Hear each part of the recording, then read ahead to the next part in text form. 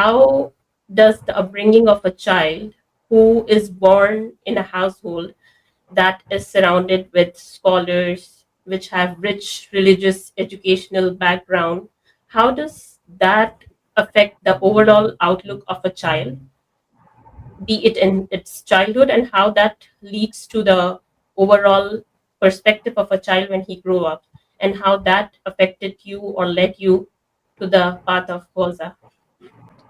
Bismillahir Rahmanir Rahim. Salli ala Muhammad wa Muhammad. Well, that helps a lot.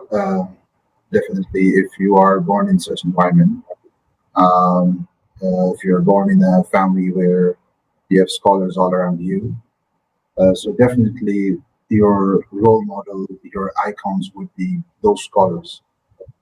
Some of those or all of those, and so you don't uh, consider anyone else as your role model.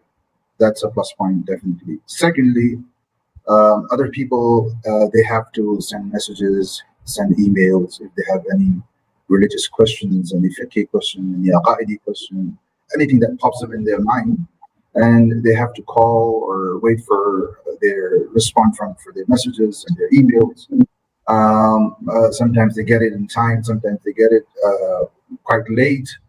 But for us, it was quite easy because I could just ask my father while eating, after dinner, before lunch, after breakfast, and any question may be whether it's related to fiqh or at that time we don't know, but any question that would pop up related to the religion, we would ask him, and he would have the answer. So that was something positive, and I could see now that I was very lucky when if I look back in my childhood, that I did have that opportunity, and my father had a lot of influence, and he did help me, and he would answer, and he would not be like, "I'm busy with my studies. I'm reading right now. I have other things to do." He would always be there for us, and especially if we had questions or queries, then obviously uh, he would answer them in details. Even my mother and my mother also is a scholar, so she also supported me and would answer those queries. But there is a downside of it too.